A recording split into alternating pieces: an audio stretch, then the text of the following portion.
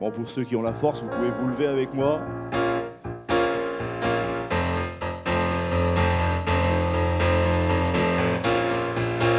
Avec Dieu, nous ferons des exploits, car c'est lui, seul qui écrase les chantons et crions la victoire. Christ est roi, car Dieu a gagné le combat et libéré son peuple. Sa parole a vaincu l'ennemi. La terre entière verra qu'avec Dieu Nous ferons des exploits, car c'est lui, seul qui écrase les chantons et crions la victoire. Christ est roi, car Dieu a gagné le combat Et libérer son peuple, sa parole a vaincu l'ennemi. La terre entière avec verra qu'avec Dieu nous ferons des exploits, car c'est lui seul qui écrase l'ennemi. Chantons et crions la victoire. Christ est roi, car Dieu a gagné le combat et libéré son peuple. Sa parole a vaincu l'ennemi. La terre entière verra qu'avec Dieu Nous ferons des exploits, car c'est lui seul qui écrase l'ennemi. Chantons et crions la victoire. Christ est roi, Christ est roi, Christ est roi. Oui, Seigneur, tu es notre roi, notre sauveur.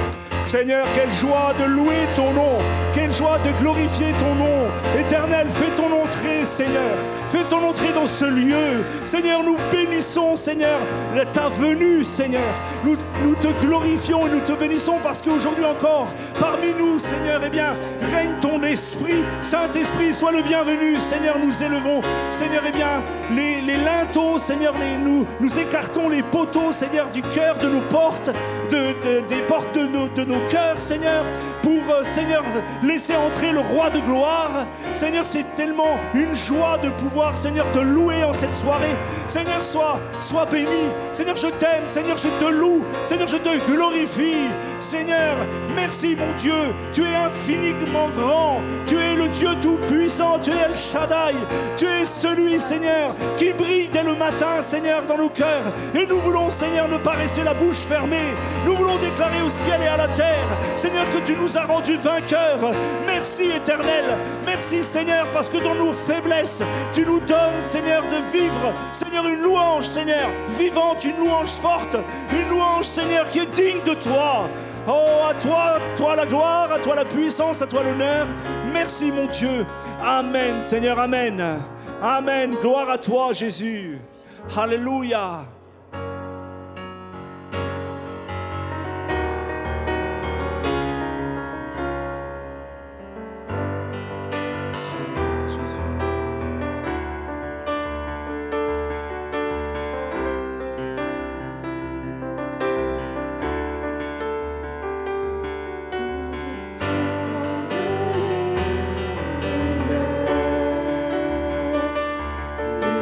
Ce que tu as fait, les océans, les mers, tout me révèle ta majesté. Alors mon âme veut s'écrier de tout mon cœur. Chanter, alors mon âme veut s'écrier de tout mon cœur. Je veux chanter, oh Dieu, tu es infiniment grand, éternel puissant.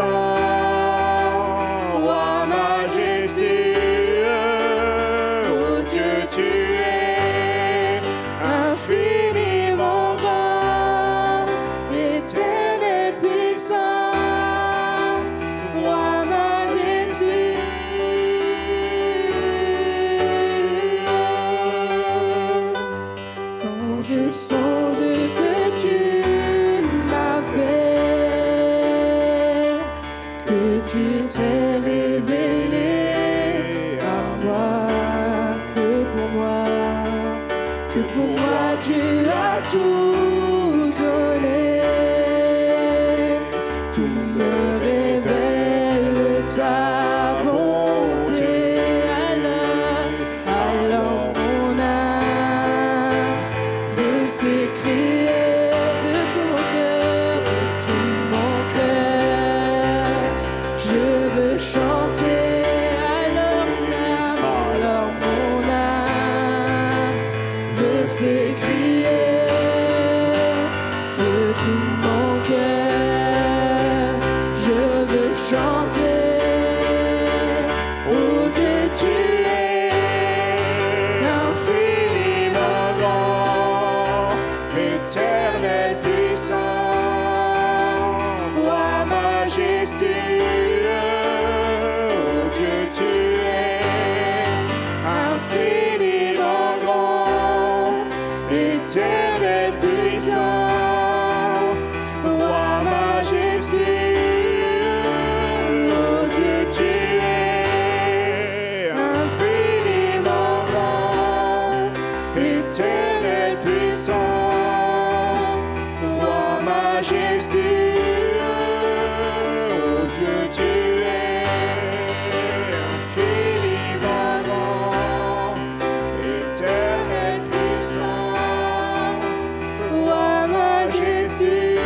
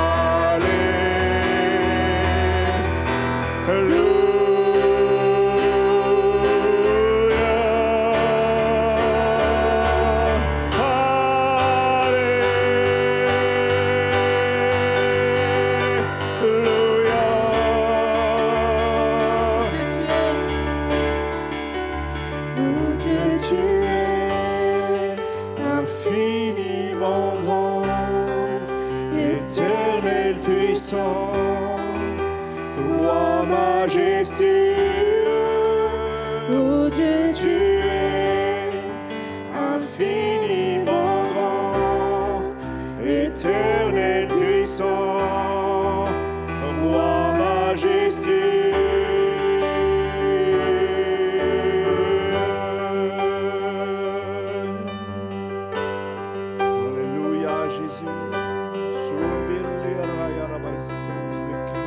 Seigneur notre Dieu, nous élevons nos cœurs, nos âmes ce soir.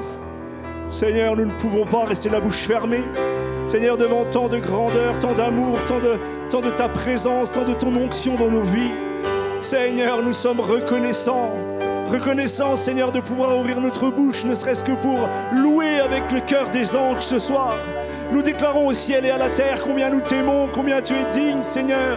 Seigneur, reçois favorablement, Seigneur, notre adoration. Seigneur, nous élevons vers toi. Nous élevons vers toi, Seigneur, un sacrifice de louange.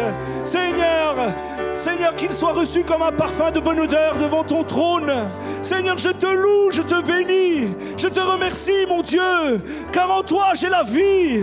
Seigneur, je te loue, je te dis merci pour m'avoir sauvé. Seigneur, je te loue, je te remercie pour être dans ma vie chaque jour. Seigneur, je te dis merci, mon Dieu, de prendre soin des nôtres, des miens, Seigneur, de notre famille, de prendre soin de l'Église. Seigneur, nous te remercions parce que tu es notre Dieu et nous voulons, Seigneur, réjouir ton cœur ce soir. Oh, loué sois-tu, mon Dieu. Amen, Seigneur, amen. Alléluia. Adorez votre Dieu, peuple de Dieu, ne restez pas la bouche fermée. Je voudrais entendre des louanges ce soir. Vous n'êtes pas venus pour avoir chaud, vous êtes venus pour élever votre voix devant Dieu, prier, louer, glorifier Dieu. Alléluia. Alléluia. Seigneur, nous appelons ta présence. Seigneur, nous te demandons, Seigneur, que l'onction, Seigneur, nous soit donnée ce soir. Oh, pour voir encore ta gloire, Seigneur, s'étendre sur cette ville. Oh, loué sois-tu. Alléluia. Alléluia. Loué soit Dieu. Alléluia. Nous ne voulons laisser aucun terrain à l'ennemi. Seigneur, nous te présentons nos familles. Nous te présentons nos bien-aimés. Seigneur Jésus. Oh,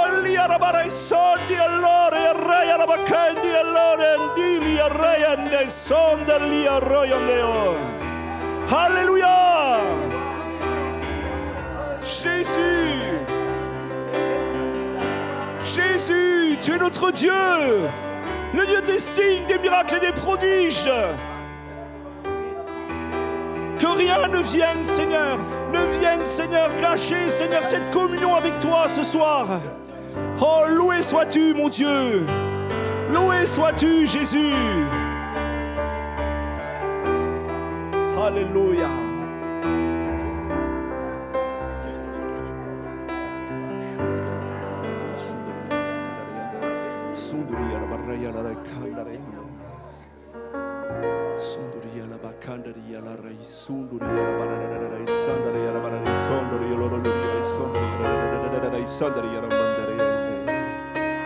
Alléluia, Jésus. Nous chérissons ta présence, Seigneur.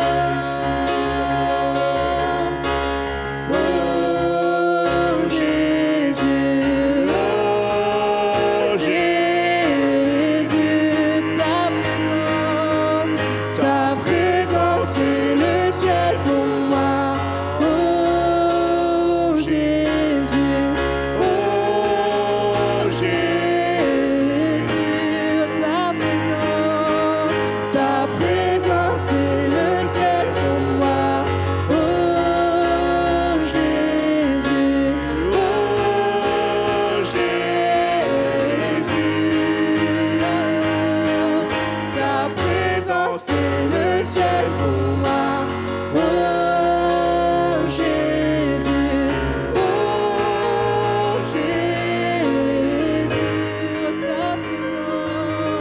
ta présence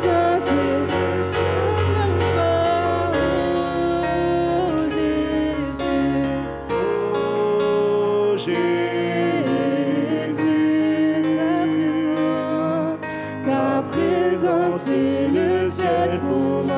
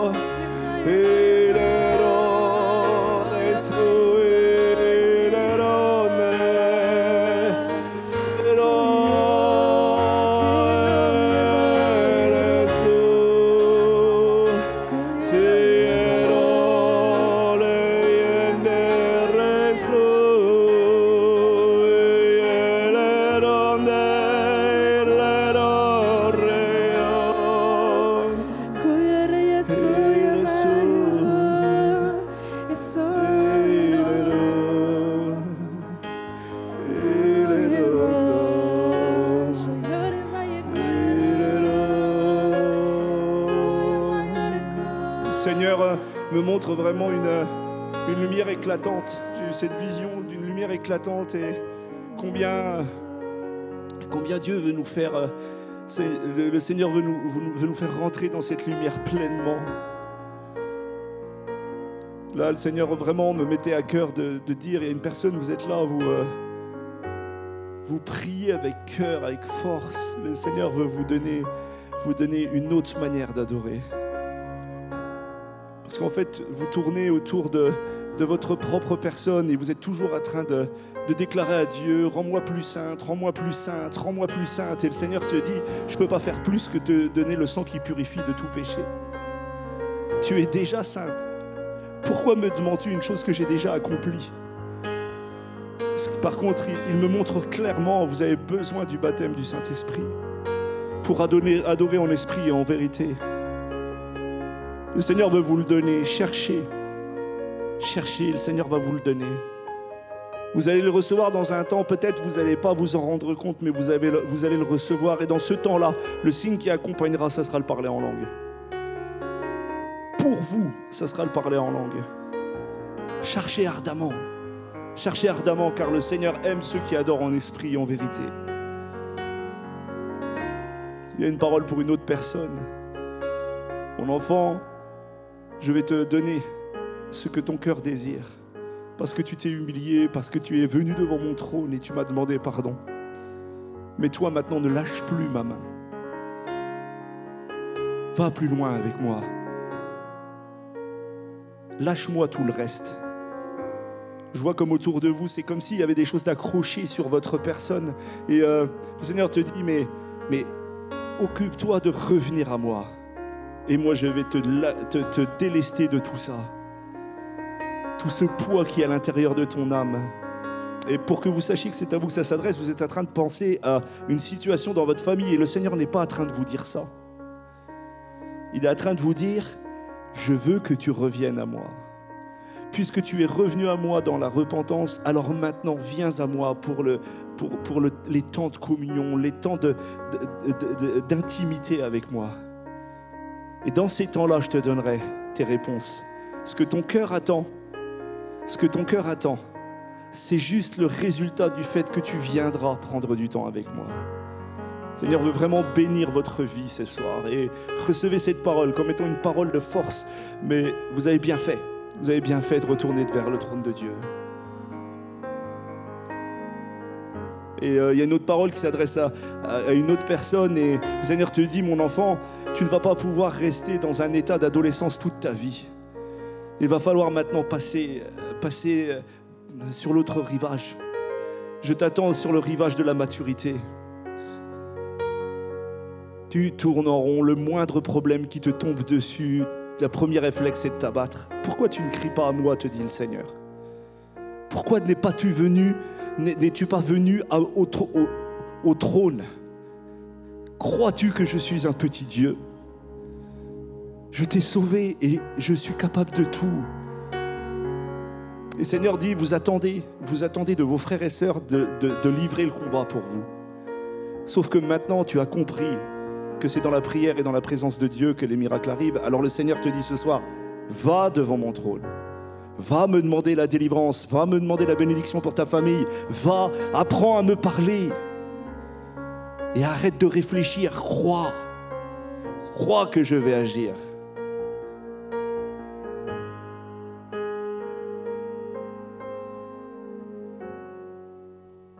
Dans cette lumière, je voyais une présence, vraiment, c'était tellement, j'en ai eu des frissons. Comme l'apparence d'un homme qui se levait d'un trône. C'était tellement fort.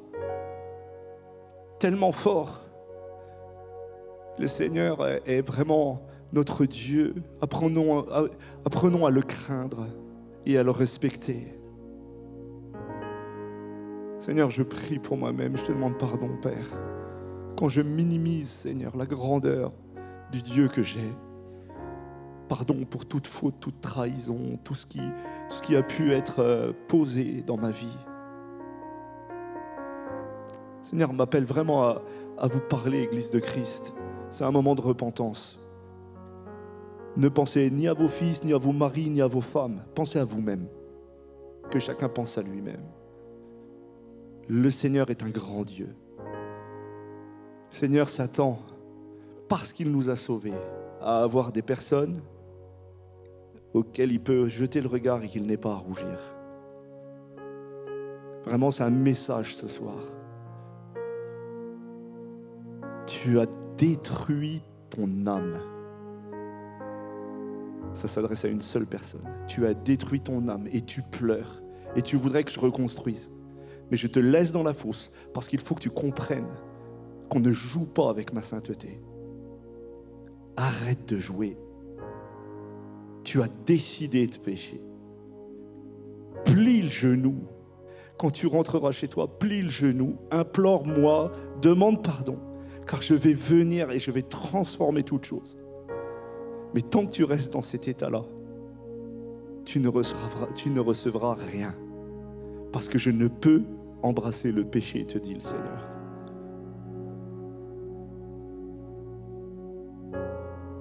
Pardonne-moi, Seigneur. Pardonne-moi mes fautes. Pardonne-moi, Seigneur. Rends-nous propres, blancs comme la neige. Seigneur, ce n'est pas de l'apitoiement et ce n'est pas non plus des regrets. Simplement, je me repens jusqu'à la seconde même où je suis en train de prier pour ma vie encore une fois ce soir.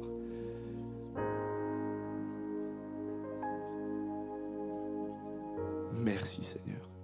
Merci mon Dieu. Merci pour ce sang qui purifie tout péché. Merci pour ta présence. Merci pour ta grandeur. Merci pour tes miracles. Merci de t'être fait connaître à mon cœur. Et pardon pour toutes les fois où j'ai vociféré contre ton Église, contre mes frères et sœurs, où j'ai eu des paroles négatives. Pardon pour le temps que je gâche. Ça s'adresse aussi à une personne où vous avez énormément de temps et vous le passez à des choses futiles. Le Seigneur te dit, mon enfant, je t'ai libéré du temps, c'est pour ma gloire.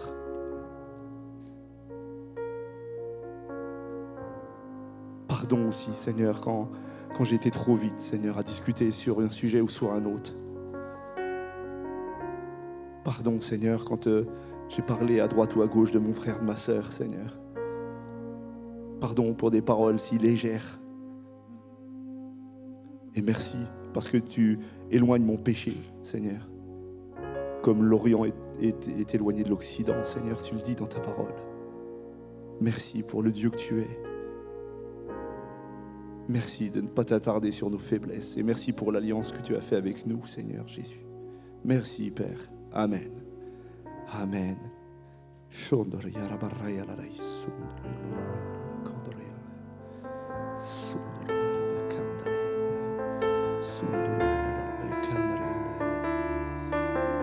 Avant de chanter, j'ai cette parole qui me revient. Si mon peuple s'humilie, s'il recherche ma face, c'est là que je guérirai la nation, le pays. Mais avant de guérir la nation et le pays, je viendrai guérir ton cœur. Amen.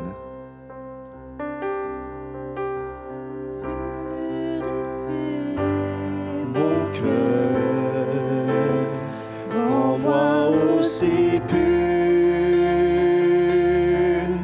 que l'or et l'argent purifie mon cœur. Rends-moi aussi pur que l'or purifie mon cœur. Rends-moi aussi pur que l'or et l'argent purifie mon cœur. Rends-moi aussi pur que l'or, feu du fondeur. Je n'ai qu'un désir, être saint, être saint, mis à part pour toi, Seigneur. Oui, je choisis d'être saint, mis à part pour toi, mon seul maître, et prêt à t'obéir.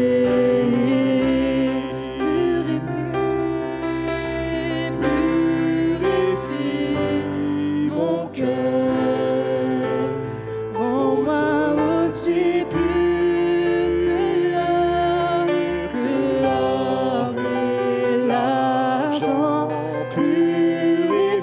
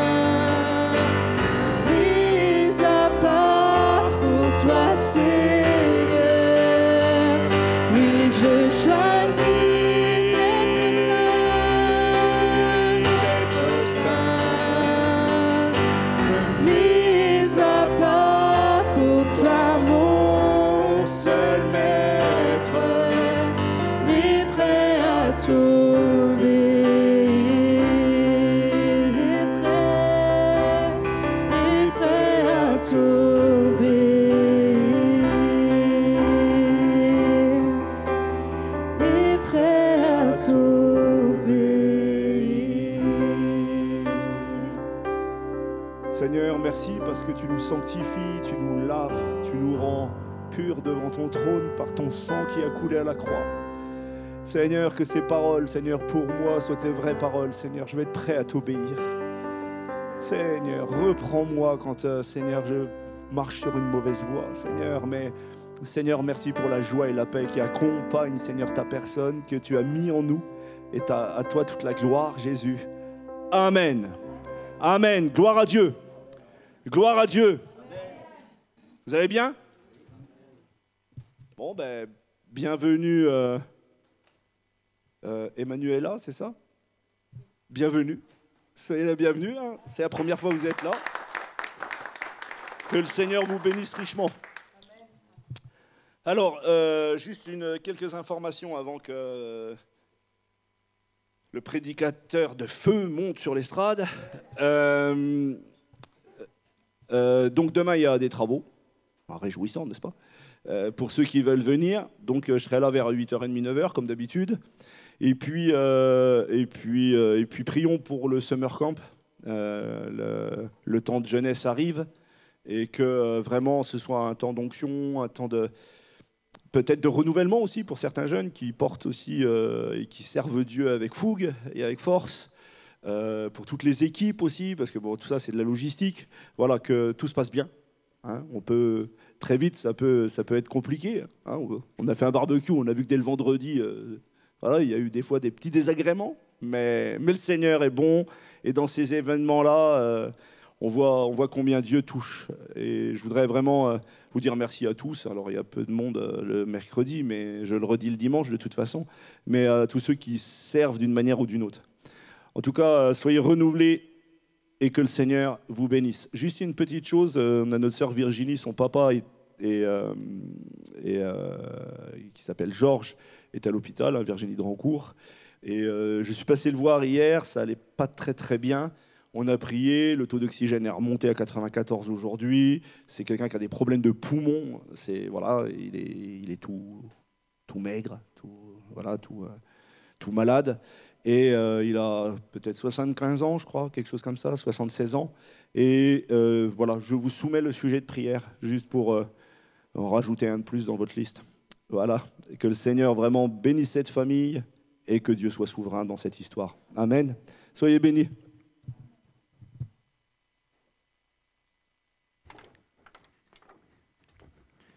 Hop, changement. Bonsoir à tous, j'espère que vous allez bien. Bon, prédicateur de feu, je sais pas. En tout cas, si vous voyez de la fumée, c'est sûrement qu'il y a un voisin qui fait un barbecue. Hein, c'est pas... Ça pourrait être la nuée du Seigneur, mais voilà.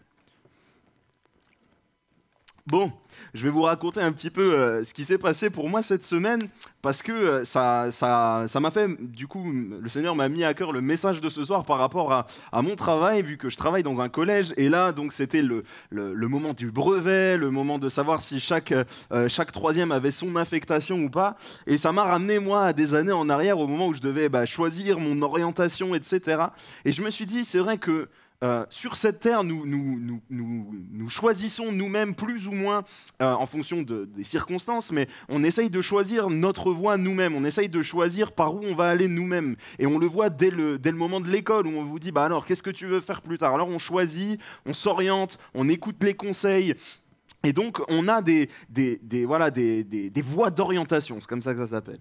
Alors, voilà. Et nous, comme nous sommes enfants de Dieu, nous avons accepté Christ, nous lui avons dit « ma vie t'appartient ». Et parce que ma vie t'appartient, alors je ne m'oriente plus selon les conseils des gens qui m'entourent, je ne m'oriente plus selon mes désirs, je m'oriente selon ce que toi tu veux. Et en général, quand Dieu nous parle, quand Dieu nous a acceptés comme ses enfants, et il l'a fait, il nous donne en même temps des promesses qui nous sont propres à chacun. L'une d'entre elles qui est commune à chacun d'entre nous, c'est que nous avons cette promesse d'être sûr d'aller au ciel. Amen. Une première orientation, on a une direction, on sait où on va, on sait vers où on va. Une deuxième, ça peut être, et là ça va être particulier à chacun, en tout cas si vous êtes là ce soir, peut-être c'est la première fois que vous êtes dans cette église, peut-être pas, mais les habitués d'ici, la promesse que vous avez reçue, c'est « je te veux dans cette assemblée » et c'est là que tu seras béni. Ça, c'est une promesse aussi de Dieu. Une autre promesse, c'est tu es accueilli dans une famille. Ça aussi, c'est une promesse de Dieu. Et tout autant de promesses comme ça, on en a plein. Le Seigneur nous en a donné plein.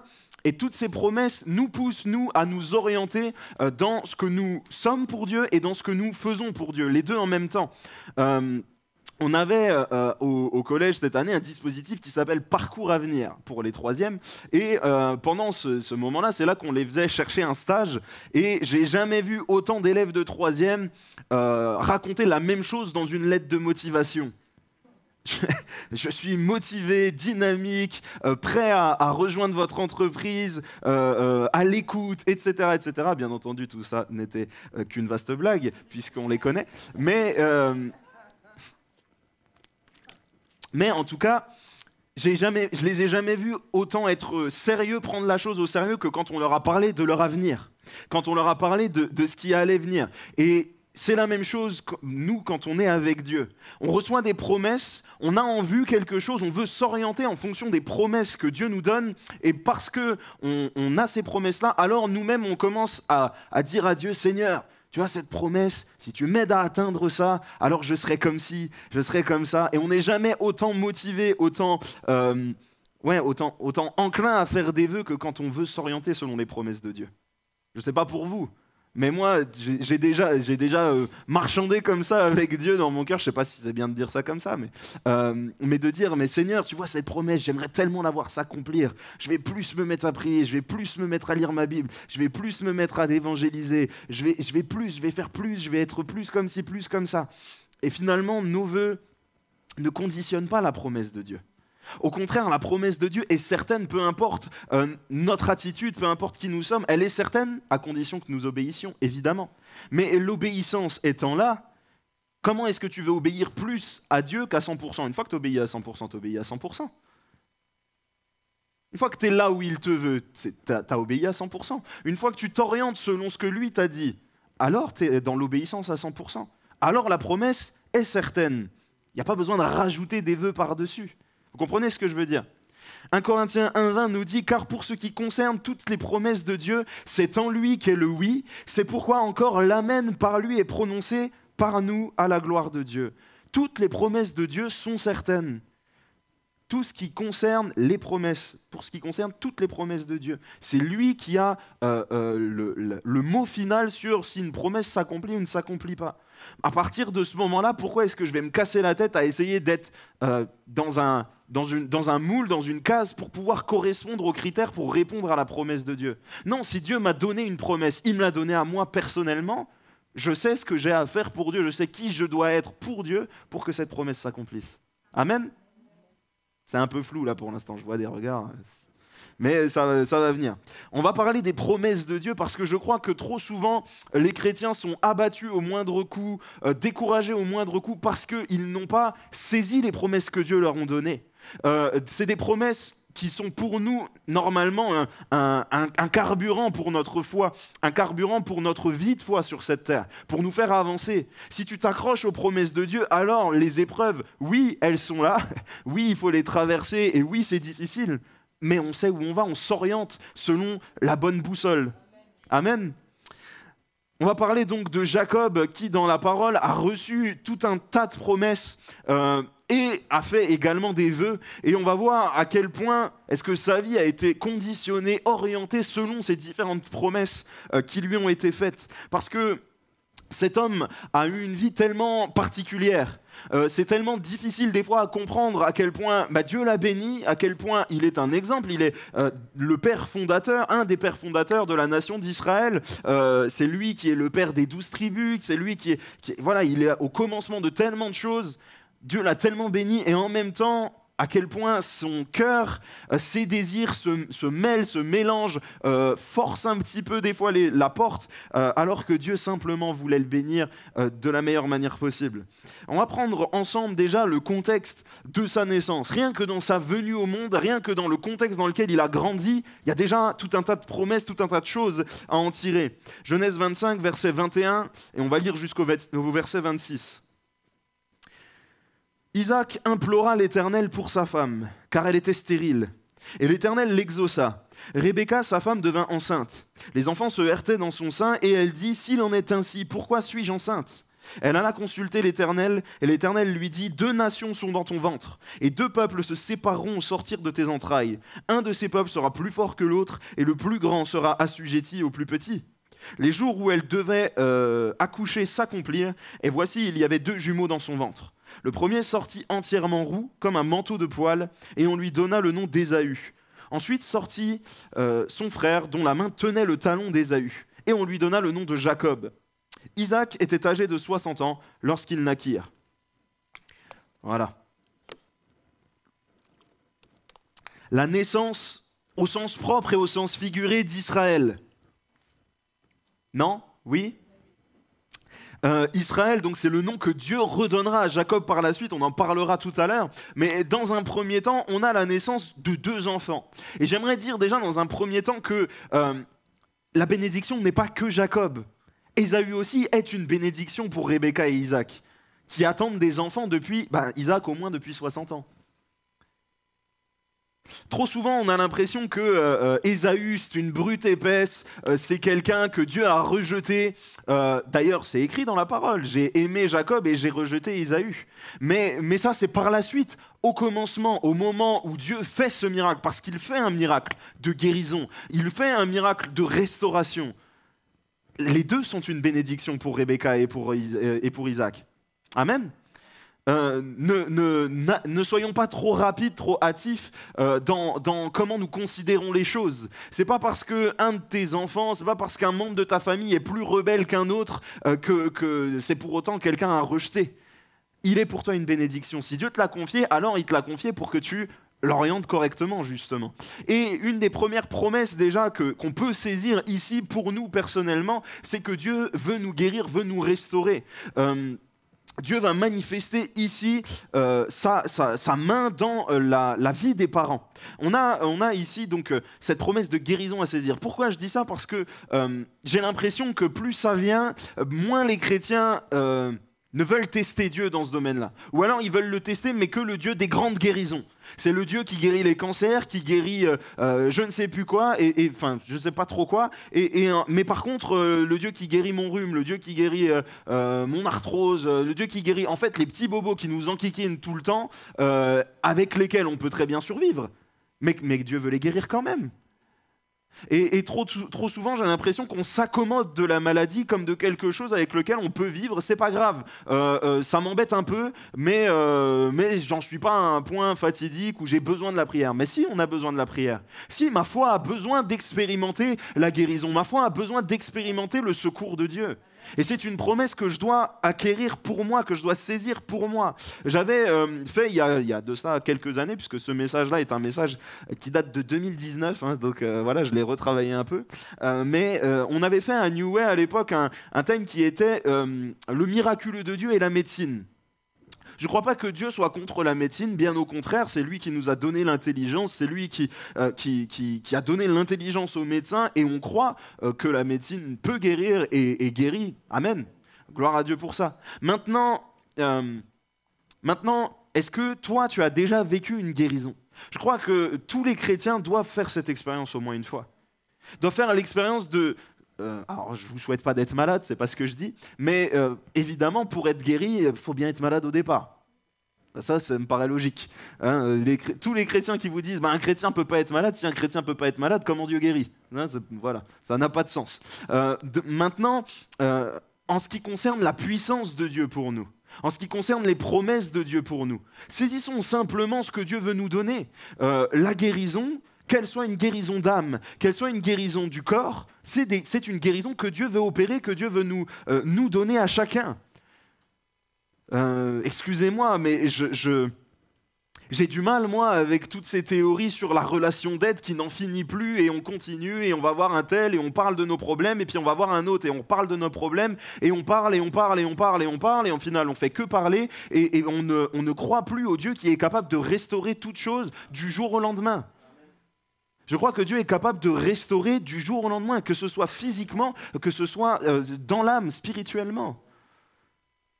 Est-ce qu'on croit encore à ce Dieu-là ? Parce que j'en parlais samedi dans un groupe de jeunes, ne pas expérimenter Dieu dans ce domaine-là, ou dans le domaine où on expérimente que c'est un Dieu de puissance et que cette puissance est pour nous. Oui, c'est un Dieu qui nous aime, c'est un Dieu, hein, on est tout de suite tous d'accord pour dire je crois à la promesse que Dieu m'aime, je crois à la promesse de la joie, je crois à tout ça, et la promesse de la puissance qui nous accompagne, nous les enfants de Dieu, on y croit encore. Pas simplement avec nos têtes, mais dans l'expérience qu'on en fait. Est-ce qu'on est des chrétiens, j'ai utilisé cette expression-là samedi, j'ai vu que certains vous compreniez pas trop, mais des chrétiens soja, c'est-à-dire des chrétiens tout flasque, tout mou. Ah mon frère, sois béni, Dieu m'aime, Dieu t'aime, Dieu nous aime tous. Et puis à la moindre épreuve, au moindre coup de vent, on s'effondre. Il n'y a pas de colonne vertébrale, il n'y a pas de structure, tout est mou, tout est flasque. Parce que nous n'avons pas expérimenté la puissance de Dieu. Si nous expérimentons la puissance de Dieu dans le domaine du miraculeux, que ce soit pour une guérison ou pour autre chose, nous savons sur qui nous pouvons compter. Et c'est une assurance pour nous.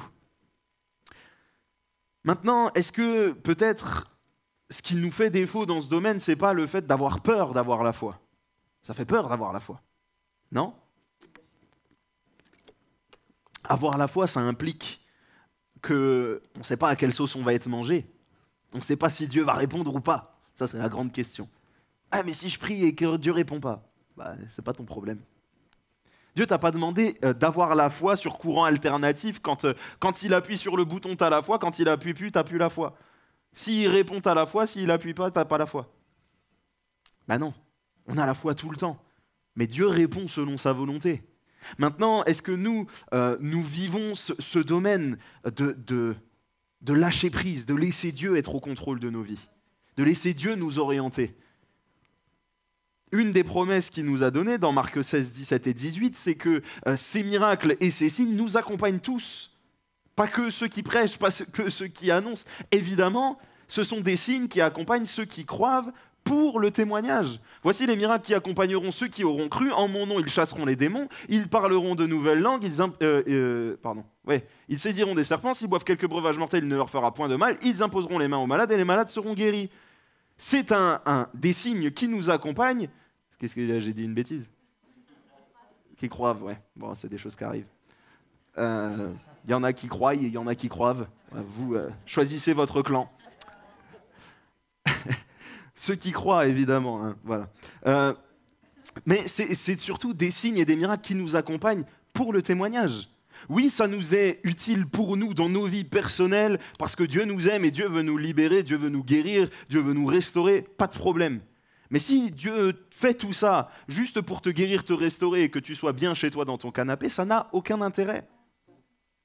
La puissance de Dieu est là pour le témoignage. Et ici, la puissance de Dieu pour Rebecca, pour Isaac, dans le surnaturel d'avoir fait ce miracle de vie dans Rebecca, ça a été pour le témoignage parce que ça a donné naissance à Israël, duquel nous découlons. Il n'y a pas plus grande puissance et plus grand témoignage, je crois, duquel Jésus découle. Il n'y a pas plus grande puissance et plus grand témoignage. Et il a fallu ce miracle.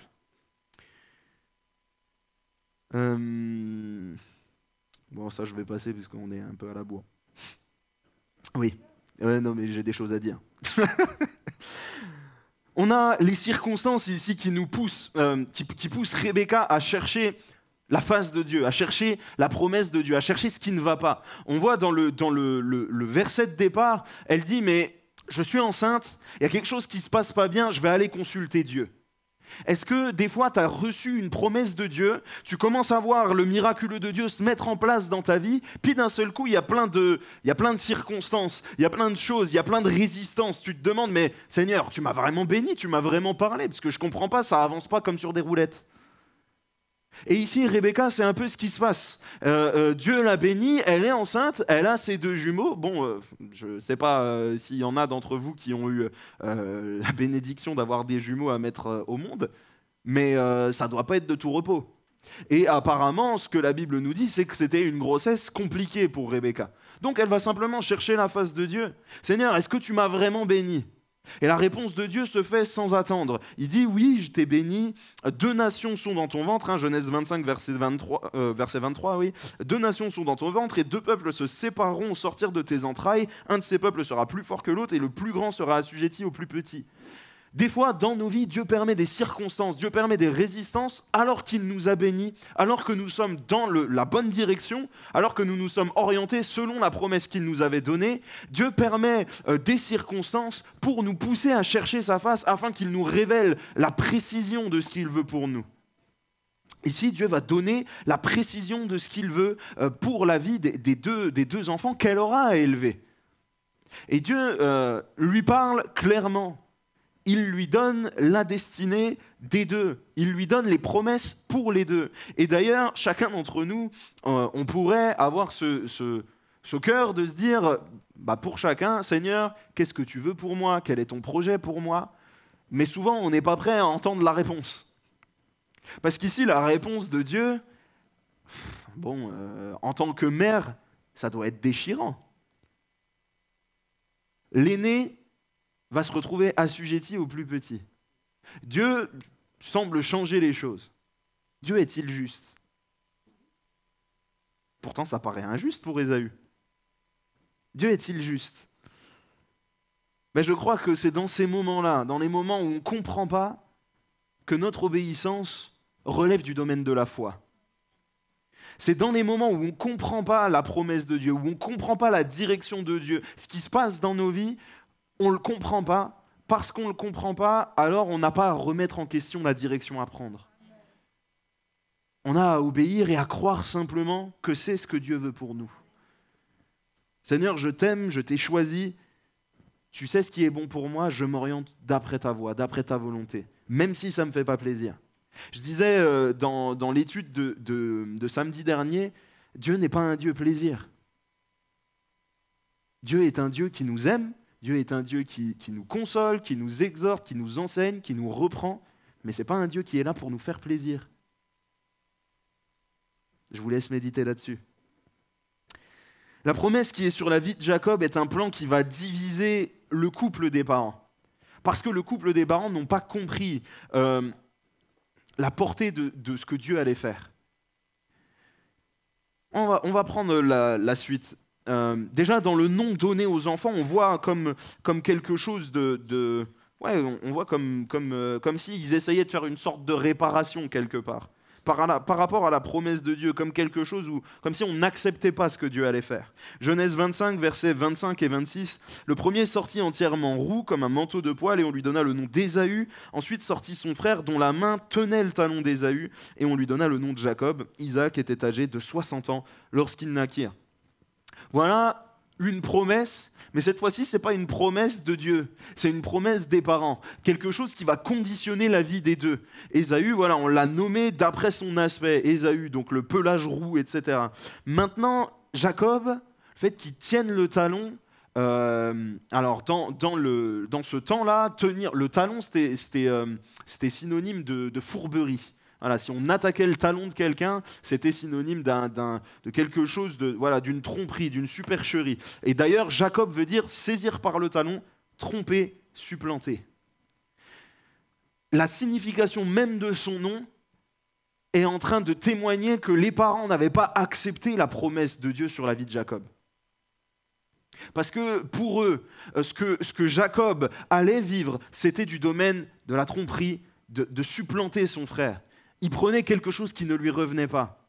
Mais Dieu n'a pas décidé comme ça. Dieu a dit non, ça ce sera la place de Jacob. Est-ce que nous, on est capable dans nos vies de se dire, Seigneur, où est-ce que tu me veux? Je considère l'autre comme étant plus grand que moi, je considère mes frères et sœurs comme étant plus grands que moi, maintenant moi je veux être à ma place. Ni en dessous, ni au-dessus, là où tu me veux. Dès sa naissance, Jacob a eu cette étiquette de roublard collée sur le front. de trompeur, conditionné à être appelé comme ça. Trompeur, viens ici. Roublard, viens là. Allez, on est parti, l'arnaqueur, c'est parti, on y va.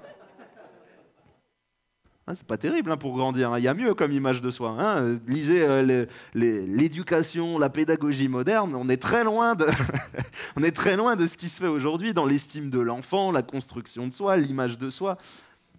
Mais c'est important parce que dans son identité, il va se construire comme ça. Et dans son identité, va y avoir des préférences après entre Ésaü et Jacob. Sa maman va préférer Jacob, le papa va préférer Ésaü, et on va voir que dans ce cas, ça va faire des dégâts. Mais avant de passer à la suite, avant de parler un peu de ça, j'aimerais te dire quelles sont tes paroles par rapport à ta propre vie ou à la vie de ceux qui t'entourent. La Bible nous dit que la langue est le gouvernail de l'âme, le gouvernail de notre être. Par elle, nous bénissons, par elle, nous maudissons, par elle, nous donnons la vie, par elle, nous pouvons tuer. Qu'est-ce qui remplit tes paroles? Parce que la Bible nous dit aussi que c'est de l'abondance du cœur que la bouche parle. Donc si tu laisses ton cœur être rempli des pensées de Dieu, de la bonté de Dieu, des bienfaits de Dieu, alors ta langue va être un instrument de bénédiction. Mais réellement, c'est-à-dire que quand tu vas parler à quelqu'un et que tu vas le bénir au nom de Jésus, mais il va lui arriver des bonnes choses dans la vie. Mais par rapport à toi-même, souvent c'est par rapport à nous-mêmes. Bon, les autres, on les critique, mais bon, c'est pas pareil. Mais par rapport à nous-mêmes, souvent c'est avec nous-mêmes qu'on est le plus dur. Et si on n'est pas dur avec nous-mêmes, c'est qu'on n'a pas fait trop attention à qui on était. Qu'est-ce que tu dis de toi-même?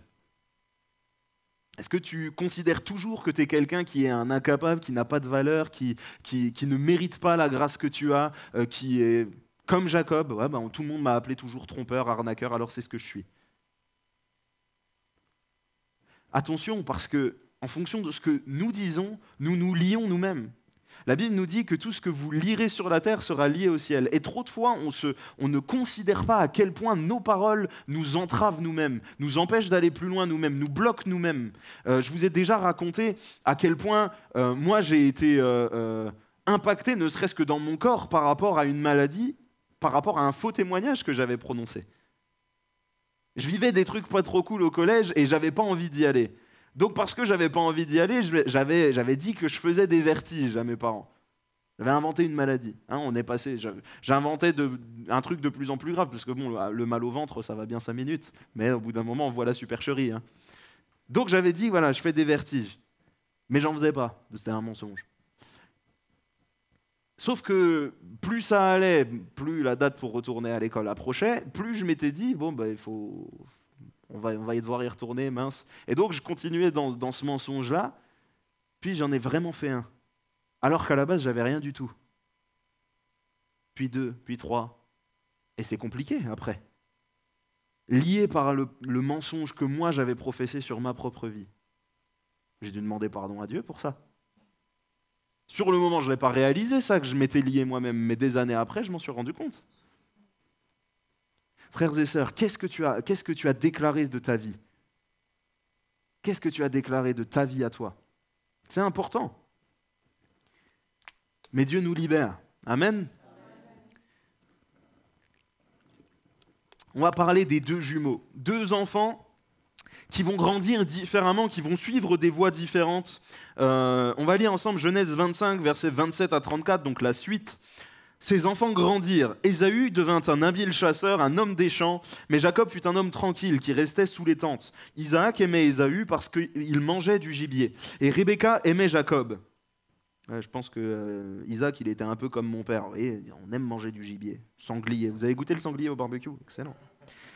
Et Rebecca aimait Jacob. Comme Jacob faisait cuire un potage, Ésaü revint des champs, accablé de fatigue. Et Ésaü dit à Jacob, « Laisse-moi, je te prie, manger de ce roux-là, car je suis fatigué. » C'est pour cela qu'on a donné à Ésaü le nom d'Édom. Jacob dit, « Vends-moi aujourd'hui ton droit d'aînesse. » Ésaü répondit, « Voici, je m'en vais mourir. À quoi me sert ce droit d'aînesse ?» Et Jacob dit, « Jure-le-moi d'abord. » Il le lui jura et lui vendit son droit d'aînesse, à Jacob. Alors Jacob donna à Ésaü du pain et du potage de lentilles. Il mangea et but, puis se leva et s'en alla. C'est ainsi qu'Ésaü méprisa le droit d'aînesse. Je ne l'avais pas noté dans mes notes, ça, mais je le répète parce que ça fait quelque temps où le Seigneur est insistant, en tout cas envers moi, je ne sais pas s'il l'est envers vous, mais à quel point est-ce que nous, on méprise ce que Dieu nous a donné, la robe blanche qu'il t'a donnée, la nouvelle identité qu'il t'a donnée, la grâce qu'il t'a fait. D'être dans un pays où quand tu te casses un bras, tu vas à l'hôpital, tu payes rien. C'est une grâce, ça, déjà. Qu'est-ce que tu dédaignes ? Qu'est-ce que tu revends comme si ça n'avait pas de valeur ? Dieu nous fait des grâces, Dieu nous accorde des bénédictions, Dieu nous a donné des promesses. Est-ce que la promesse même de Dieu qui est pour moi, je suis capable de la brader si je suis un peu fatigué, si je suis beaucoup fatigué ? Ésaü, souvent on est dur avec lui en se disant il a vendu son droit d'aînesse pour un plat de lentilles. Mais s'il dit qu'il va mourir, c'est qu'il était très très très mal en point et qu'il en avait besoin pour survivre.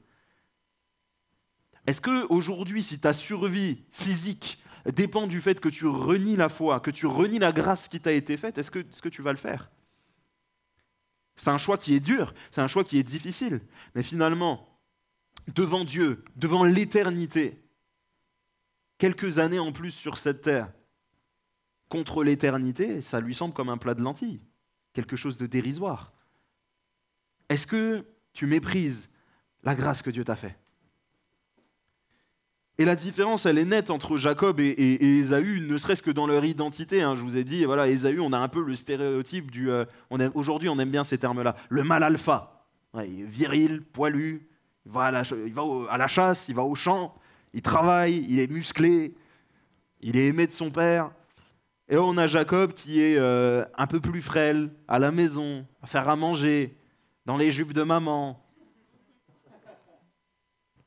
Une différence qui est, voilà, j'ai rien inventé, je lis simplement le texte. Genre, je modernise, mais je lis le texte. Pourtant, on voit que Jacob, il a direct saisi l'opportunité, cette troublardise, cette arnaque dans son cœur. On voit que ça se met en place tout de suite. Pourtant, on pourrait se dire, mais Dieu l'avait annoncé, c'était prophétique, le plus grand sera assujetti au plus petit. Mais vous croyez vraiment que quand Dieu promet quelque chose, il a besoin qu'on passe par des moyens tordus, par des moyens, des chemins de traverse pour arriver au plan de Dieu ? Non, il n'y a pas besoin de ça. Si Dieu a parlé, alors ça va se mettre en place. Le problème, c'est que, on ne sait pas si Rebecca a donné la promesse de Dieu à Jacob. Mais peut-être que lui, c'était dans son cœur. Il savait peut-être ce que Dieu devait faire avec lui. Étant donné que sa mère, elle le préférait, elle a sûrement dû lui dire « Mais tu sais, Dieu t'a choisi. C'est toi l'homme de Dieu de la famille. C'est toi qui vas reprendre, c'est de toi que va naître la plus grande nation. » Finalement, ici, il va s'accaparer un droit qui n'est pas encore le sien, que Dieu ne lui a pas encore donné, et on a plus un abus de confiance, un abus de pouvoir, un abus de faiblesse même, que le plan de Dieu qui se met en place. Mon frère, ma sœur, si Dieu t'a donné une promesse, attends le temps de Dieu. Attends la saison de Dieu. On a ici un truc qui est caractéristique de beaucoup de gens, c'est que Jacob, ici, a essayé de devenir Ésaü. Et je crois vraiment qu'il l'a fait pour plaire à son père. Vous ne vous rendez peut-être pas compte à quel point l'importance de la préférence du père, vers qui le père porte son affection dans les familles de l'époque, et d'ailleurs même toujours aujourd'hui, ça a de l'importance dans le cœur d'un enfant.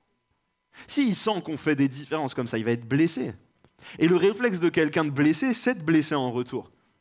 Il va essayer de rattraper, il va essayer de se mettre en avant, il va essayer de faire tout un tas de choses pour prouver sa valeur, mais il va blesser autour de lui par son caractère, par qui il est, par son comportement. Et c'est ce que Jacob va faire ici. Blesser Ésaü pour pouvoir se mettre en avant, se valoriser et récupérer non seulement la bénédiction, mais surtout de récupérer cet affect dans le cœur de son père. Parce que je suis convaincu que Rebecca, elle aimait Ésaü aussi. Mais elle compensait. Elle compensait par rapport à ce qu'Isaac ne donnait pas à Jacob.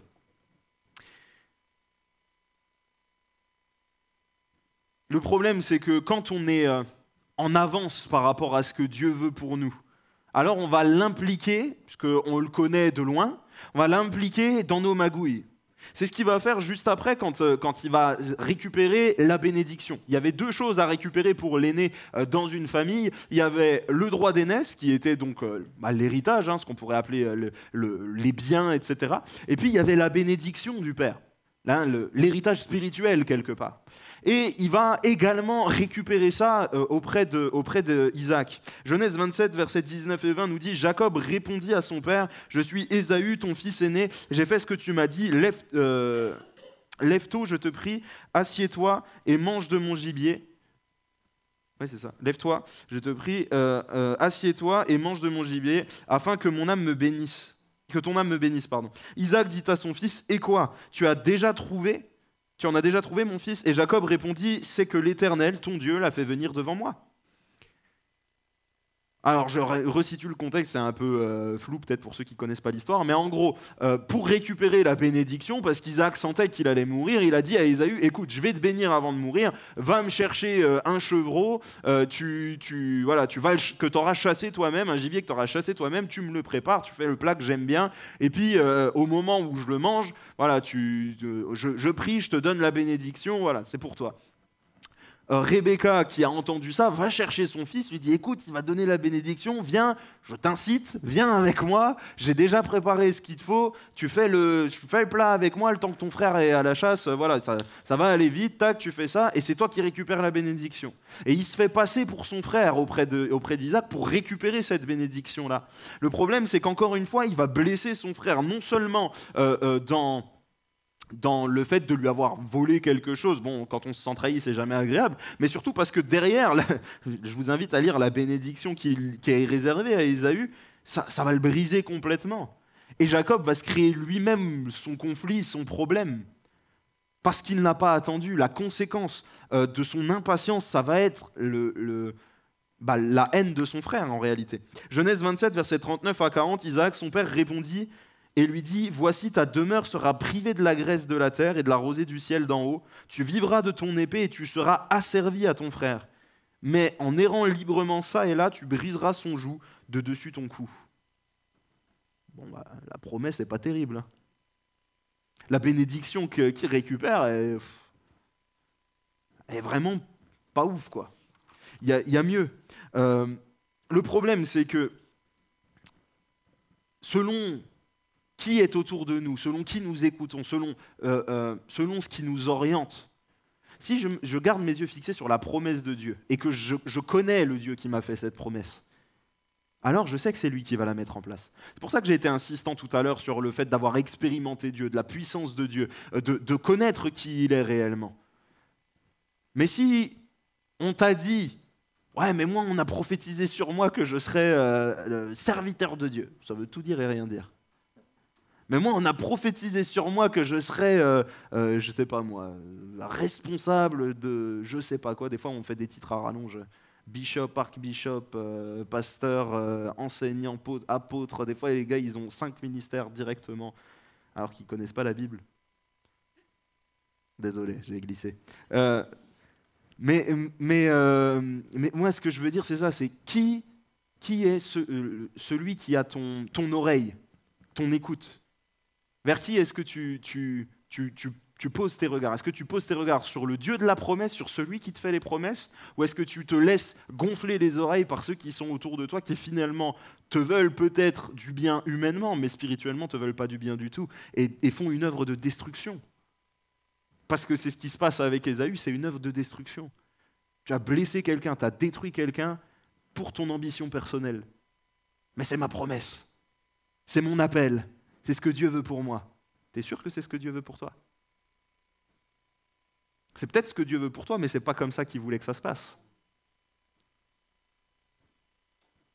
La conséquence du péché donne un impact différent dans le témoignage. Celui qui serait, je sais pas moi, appelé à être pasteur quelque part et qui pour y arriver a essayé à maintes et maintes reprises de diviser une église pour récupérer des chrétiens, ceci, cela, machin et tout, quand le temps de Dieu arrive et que c'est le moment pour lui d'y aller, peut-être il a vraiment un appel, mais qui va le suivre? Partout, tout le monde l'a connu pour être quelqu'un qui va dans les églises, qui les vide, qui divise, qui brise les âmes, qui du coup n'a pas ni de soumission à un homme de Dieu, ni de respect. On parlait des fruits samedi matin, mais en tout cas, les fruits qui parlent pour lui, pour l'instant, sont des fruits négatifs. Le fait de ne pas attendre le temps de Dieu pour que les promesses de Dieu se mettent en place dans nos vies vont donner naissance à de mauvaises herbes, pas à de bons fruits. Et les mauvaises herbes dans le témoignage sont quelque chose qui nous font défaut. On le voit avec Jacob quand lui va du coup, officiellement, il va partir pour chercher une femme. Officieusement, il va fuir. Je vous laisserai relire le passage, mais officiellement, la Bible nous dit, Ésaü avait marié des Édomites, et ça déplaisait à Isaac, etc. On va envoyer le petit dernier chercher une femme là-bas dans le pays d'Abraham, et puis comme ça, il sera loin de son frère, il ne pourra pas mourir. Le problème, c'est que c'est peut-être pour le coup le début de la promesse de Dieu, mais ça ressemble à une fuite. Ça ressemble à on essaye de camoufler, on essaye de rattraper. Quand Dieu fait les choses, ça ne se passe pas comme ça. Tout ne se passe pas toujours comme sur des roulettes, ce n'est pas ce que je suis en train de dire. Mais si Dieu fait quelque chose, il le fait parfaitement et il n'y a pas besoin de chercher des excuses, il n'y a pas besoin de briser qui que ce soit, Dieu fait les choses. Si les gens après sont fâchés parce que ce n'est pas eux, alors là c'est un problème de jalousie, c'est autre chose. Mais quand c'est Dieu qui fait les choses, alors toi dans ton âme tu es en paix. Et à ce moment-là, je ne suis pas sûr que Jacob soit tout à fait en paix. D'ailleurs, si Genèse nous raconte ce moment l'épisode de l'échelle de Jacob, c'est pour nous montrer à quel point, à ce moment-là, quand Jacob part, ça va être bénéfique pour lui, c'est une fuite qui est bénéfique pour lui, mais c'est surtout bénéfique parce qu'il va apprendre à connaître Dieu lui-même. Il va apprendre à connaître Dieu lui-même. Genèse 28, versets 12 à 16, je vous invite à le prendre avec moi. Il eut un songe, et voici une échelle était appuyée sur la terre, et son sommet touchait au ciel. Et voici les anges de Dieu montaient et descendaient par cette échelle. Et voici l'Éternel se tenait au-dessus d'elle, et il dit, « Je suis l'Éternel, le Dieu d'Abraham, ton père, et le Dieu d'Isaac. La terre sur laquelle tu es couché, je la donnerai à toi et à ta postérité. Ta postérité sera comme la poussière de la terre. Tu t'étendras à l'Occident et à l'Orient, au septentrion et au Midi. Et toutes les familles de la terre seront bénies en toi et en ta postérité. Voici, je suis avec toi, je te garderai partout où tu iras et je te ramènerai dans ce pays, car je ne t'abandonnerai point, que je n'ai exécuté ce que je te dis. » Jacob s'éveilla de son sommeil et il dit, « Certainement, l'Éternel est en ce lieu, et moi je ne le savais pas. » Mais, mon frère, ma sœur, j'ai pris ce passage, ce n'est pas pour dire qu'il y a des lieux plus saints que d'autres, il faut faire attention. Non, pas du tout. Mais par contre, souvent, Dieu est avec nous, Dieu a son regard sur nous, et nous, on est comme Jacob, on ne le sait pas. On n'en a pas conscience. Tout à l'heure, pendant le temps d'adoration, on a le pasteur qui nous a donné cette vision en nous disant « Mais prenons conscience de ce Dieu que nous servons. » De sa grandeur, de sa sainteté, de l'immense patience dont il fait preuve à notre égard. Mais surtout du fait qu'il a tout le temps son regard posé sur nous. Il a tout le temps son regard posé sur nous. Ici, Jacob va rencontrer Dieu. Il va le rencontrer pour la première fois. C'est plus sa mère qui lui parle des promesses de Dieu. C'est Dieu lui-même qui lui donne une promesse qui est bien plus détaillée. Et cette promesse, elle ne lui parle pas d'Ésaü, elle ne lui parle pas de qui lui sera assujetti ou non, elle lui parle de lui, elle lui parle de sa bénédiction à lui. Et toi, est-ce que tu as eu cette révélation que Dieu veut te faire pour ta vie à toi? Cette promesse que Dieu veut te donner pour toi? Où est-ce que Dieu t'appelle? Qu'est-ce que Dieu te demande d'être? Quelles sont les promesses pour tes enfants? Dieu a des bénédictions en réserve pour chacun d'entre nous. La Bible nous dit que ses bontés se renouvellent chaque matin. Est-ce que tu es allé devant Dieu, lui demander, voilà Seigneur, maintenant révèle-toi à moi, j'ai besoin de recevoir tes promesses pour ma vie. J'ai besoin de savoir à quoi m'accrocher. J'ai besoin d'avancer dans une direction. C'est en connaissant Dieu de manière personnelle qu'on cesse d'être un enfant. Jusqu'à maintenant, Jacob, c'était un enfant. Un enfant qui était capricieux, qui était impatient, qui se laissait porter finalement par son père et sa mère, qui n'a absolument jamais assumé les conséquences de ses actes jusqu'à maintenant. C'est quand on commence à connaître Dieu, lui, personnellement, qu'on arrête de devenir un enfant. Quand Dieu est capable de nous parler en direct pour notre vie. Quand on n'a plus besoin que ce soit la foi des autres qui nous porte, quand on n'a plus besoin d'entendre, alors oui, Dieu est capable de nous parler encore par des prophéties, par des paroles de connaissance, par des paroles de sagesse, mais c'est quand on n'est plus dans l'obligation de s'accrocher à ça, d'attendre la moindre parole à laquelle se raccrocher, d'essayer de la tordre pour voir si ça colle avec ma vie ou pas, là alors je suis devenu quelqu'un de mature. Je ne suis plus obligé de dépendre de ça pour entendre la voix de Dieu. Dieu me parle directement. Je sais où je vais, je sais d'après qui je me dirige, d'après quoi je me dirige. C'est sa promesse qu'il m'a donnée à moi. Alors voilà, on est toujours dans un état d'immaturité pour Jacob. On voit qu'il vit par intérêt. D'ailleurs, il répète des vœux, il répète quelque chose à Dieu. Il met une espèce de cloison, une espèce de condition, mais finalement, il répète simplement ce que Dieu lui a déjà promis. Genèse 28, versets 20 et 21 nous dit « Jacob fit un vœu en disant « Si Dieu est avec moi et me garde pendant ce voyage que je fais, s'il me donne du pain à manger et des habits pour me vêtir, et si je retourne en paix dans la maison de mon père, alors l'Éternel sera mon Dieu. » Bon, bah écoutez, il lui a déjà promis tout ça 3 versets au-dessus, Trop souvent, on dit à Dieu, Seigneur, bénis-moi, Seigneur, tu vois, j'ai besoin de ci, j'ai besoin de ça, mais Dieu sait déjà de quoi nous avons besoin.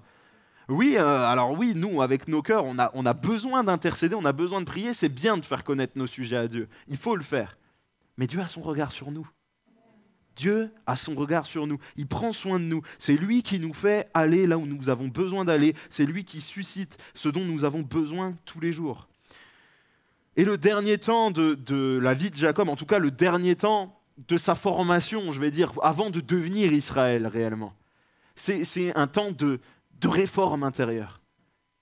Tu connais Dieu, c'est bien, et j'aime cette formule qui dit « Mais Dieu t'aime tel que tu es, mais il t'aime trop pour te laisser tel que tu es. » Ici, Jacob, c'était toujours l'arnaqueur. Et il va se faire lui-même arnaquer parce qu'il va travailler 21 ans pour Laban. Parce qu'il travaille un temps avec lui, puis il lui fait le marché de dire « Écoute, si je travaille pour toi 7 ans, tu me donnes ta fille pour épouse, celle que j'aime, pas celle qui a le regard délicat. » Je vous laisse lire la Bible. Et puis il lui donne la mauvaise. Mince. Mais moi, c'est pas celle-là que je voulais l'autre. Bon, bah, 7 ans, rebelote, 21 ans. Et finalement, Jacob, qui lui était l'arnaqueur, se fait arnaquer. Dieu est en train de le réformer, de lui montrer, voilà, écoute, regarde ce que ça fait quand quelqu'un n'est pas transformé de l'intérieur. Ça blesse, ça détruit, ça vole, ça pille. Confie-toi dans les promesses de Dieu. Je passe rapidement là-dessus, il y aurait des choses à dire, mais voilà, on va accélérer. Par contre, Jacob va être exaucé dans sa prière. Pas une seule fois dans ses 21 ans, il va manquer de quoi manger, il va manquer de quoi vivre. Pas une seule fois dans ses 21 ans, il va être mis en danger, il va être tout le temps gardé, tout le temps protégé. Pourtant, la promesse n'était pas encore accomplie. Mais quand Dieu promet quelque chose, il l'accomplit. Il lui a dit « Je te ferai retourner ». Mon frère, ma sœur, si tu es formé, si Dieu te travaille, te forme, c'est pour que tu sois implanté sur un terrain. C'est pour que tu sois quelque part. C'est pour que tu travailles là où il te veut. C'est pour que sa promesse dans ta vie s'accomplisse. Si on lui obéit parfaitement dans tous les domaines de notre vie, si on lui obéit, alors il nous forme. Si on lui obéit, sa promesse se met en place. Et si cette promesse s'accomplit, alors je suis là où il me veut. Et là où il voulait Jacob, ce n'était pas dans le pays de Laban. Il voulait Jacob sur la terre de Canaan. Dieu voulait que Jacob soit là. Genèse 31, verset 13 nous dit « Je suis le Dieu de Béthel, où tu as oint un monument, où tu m'as fait un vœu. Maintenant, lève-toi, sors de ce pays et retourne au pays de ta naissance. » Cette fois-ci, Jacob a attendu le temps. Et je crois que si Jacob n'avait pas attendu le temps, ça se serait mal passé avec Ésaü. Mais parce qu'il a attendu le temps, alors Dieu l'a gardé, non seulement il l'a fait revenir dans son pays, mais il a permis cette réconciliation. Ne dis pas en toi-même, j'ai fait tellement d'erreurs, j'ai blessé tellement de gens, j'ai brisé tellement de gens par mon attitude, par mes comportements, parce qu'à l'époque, je n'étais pas comme aujourd'hui. Et heureusement qu'à l'époque, tu n'étais pas comme aujourd'hui. Parce qu'on change avec le temps, parce que Dieu nous transforme. Enfin, c'est plutôt heureusement que maintenant, tu n'es plus comme aujourd'hui. Enfin, comme avant. Je m'en mêle les pinceaux, mais ça va aller. Dieu restaure toutes choses. Dieu réconcilie, Dieu rétablit. Mais plus que ça, il va rétablir l'identité de Jacob, l'identité réelle de Jacob. C'est Israël. Maintenant, tout le monde l'appelle Israël. C'est plus l'arnaqueur, c'est plus le trompeur, c'est plus le roublard, c'est Israël.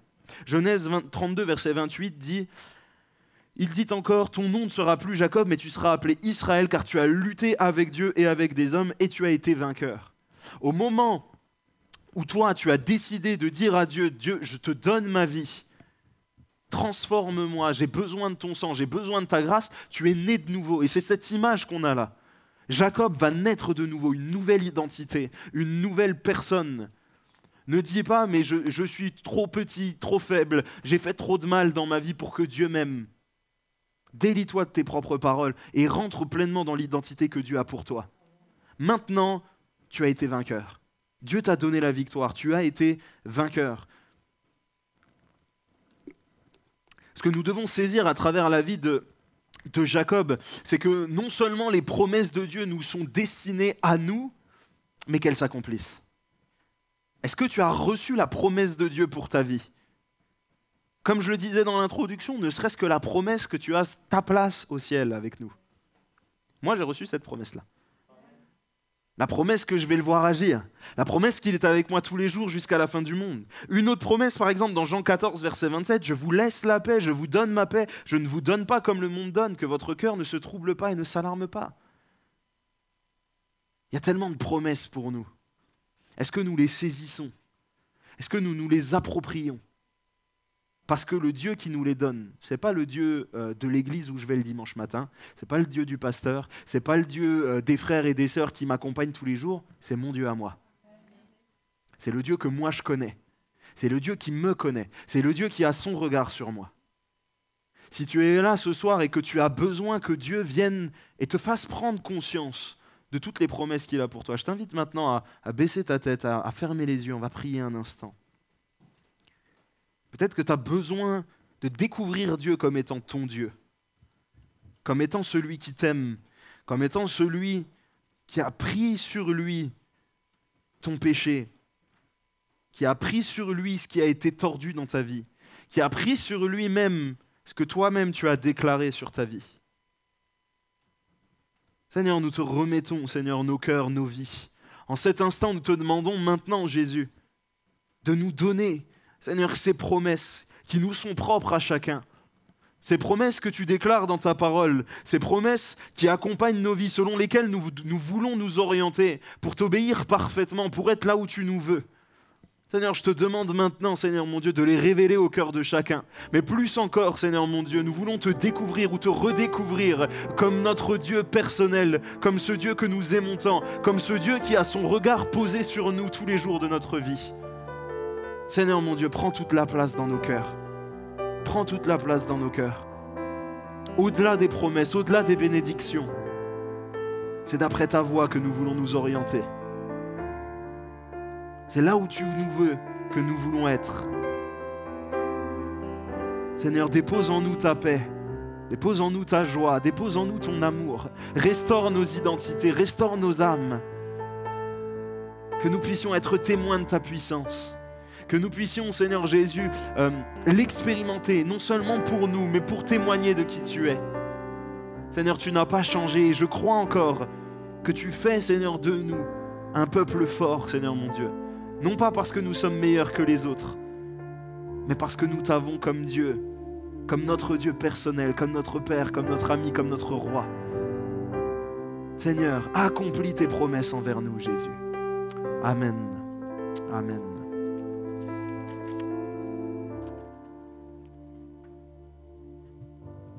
Amen. Eh bien, on va terminer par un chant. Je vous inviterai à vous lever et on va finir en bénissant Dieu.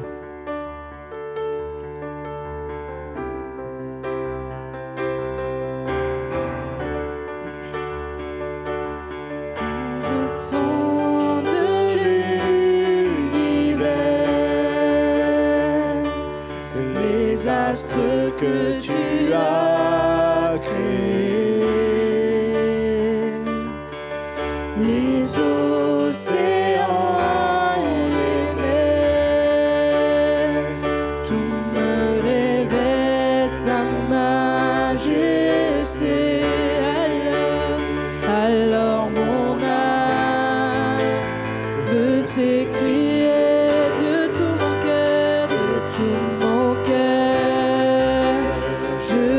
chanter. Oh Dieu, tu es infiniment grand, éternel puissant, roi majestueux. Oh Dieu, tu es infiniment grand, éternel puissant, roi majestueux.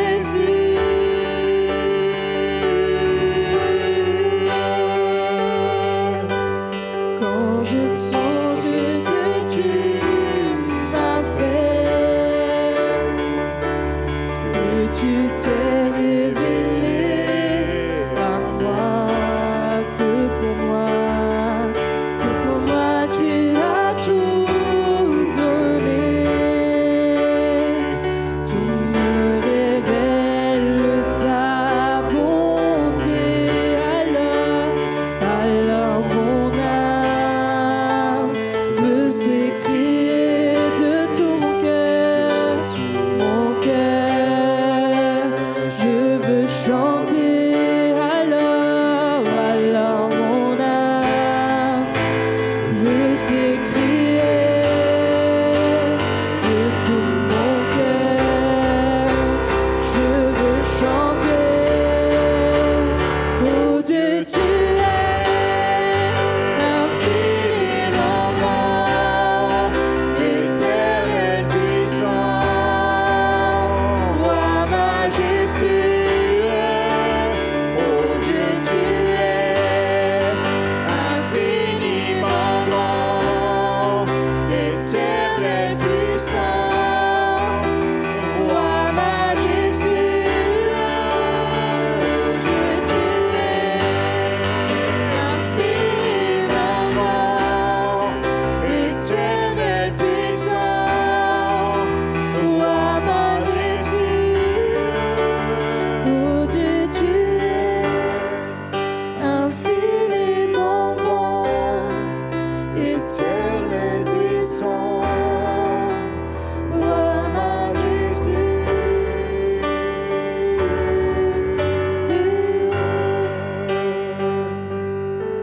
Amen. Merci Seigneur. Merci pour ce temps où nous pouvons, Seigneur, entendre ta parole. Merci Seigneur de la faire, Seigneur, germer, Seigneur, en nous, nous puissions la mettre en pratique dans nos vies.